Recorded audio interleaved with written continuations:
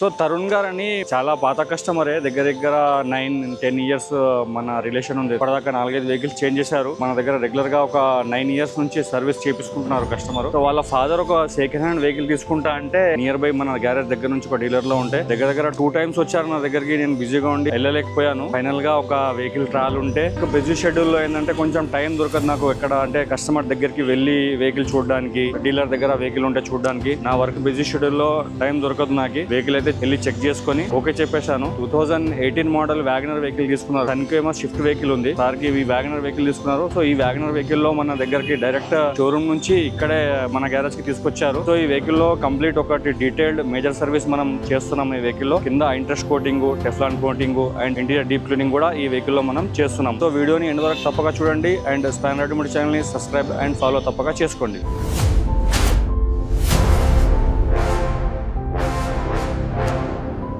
42,616 kilometres తిరిగింది Wagon R vehicle. ఇది dash board లో ఎలాంటి ఎర్రర్ కోడ్స్ అయితే ఏం రావట్లేదు. సో వెహికల్ ట్రయల్ చూసుకున్న తర్వాత వర్క్ అనేది స్టార్ట్ చేస్తాము. మేజర్ గా కంప్లైంట్స్ అయితే ఏం చెప్పలేదు కస్టమర్. డీప్ ఇన్స్పెక్షన్ చేసుకోమని చెప్పారు.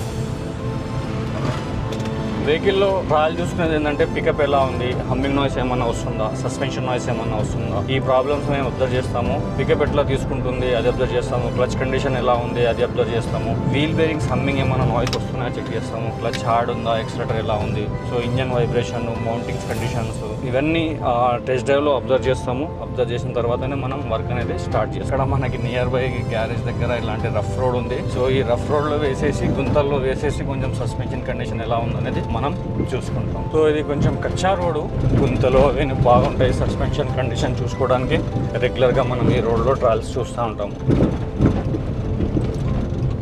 సో ఫస్ట్ ఆఫ్ ఆల్ ఏంటంటే మనం అండర్ బాడీ చెక్ చేసుకుంటున్నాము. Under body damages, shock absorber, oil leakage and wheel bearing, gear oil leakage, coolant leakage, brake oil leakage, engine oil leakage ఇవన్నీ check చేసుకుంటాం అన్నట్టు. Under body check చేసుకుంటున్నాం first. Wheel bearing conditions బాగానే ఉంది. ఇది ఎక్కడైతే ఇది కూడా వీల్ బేరింగ్ కండిషన్ బాగానే ఉంది. షాక్ అబ్జర్వర్స్ ఆయిల్ లీకేజ్ ఉన్నాయి లైట్గా. సో ఇక్కడ మట్టి పట్టేసి ఆయిల్ కొట్టేసింది బయటికి. ఆయిల్ లీకేజ్ కానీ, కూలెంట్ లీకేజ్ కానీ, గేర్ ఆయిల్ లీకేజ్ కానీ ఎలాంటి ప్రాబ్లం అయితే ఏం లేదు. వీల్ బేరింగ్ కండిషన్స్ బాగానే ఉంది. సస్పెన్షన్ వీక్ ఉంది కొంచెం లైట్గా.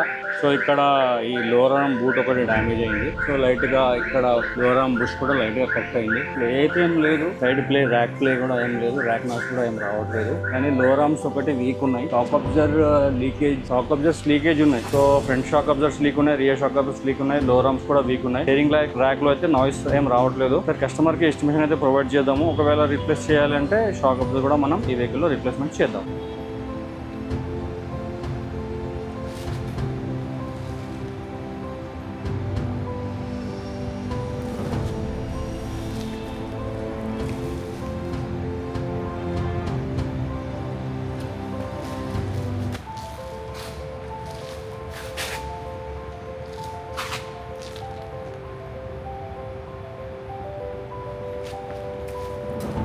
సో ఈ వ్యాగనర్ వెహికల్ యొక్క టెక్నికల్ వర్క్ మొత్తం కంప్లీట్ అయిపోయింది. సో మేజర్ సర్వీసింగ్ చేసినాము, ఇంట్రెస్ట్ కోటింగ్ చేసినాము అండ్ జనరల్ మేజర్ సర్వీసింగ్ చేసినాము. ఇలాంటి మరిన్ని technical repairs and body repair videos కోసం స్పానర్ ఆటోమోటివ్ ఛానల్ ని సబ్స్క్రైబ్ చేసుకోండి, ఫాలో చేసుకోండి. Thank you for watching spanner automotive.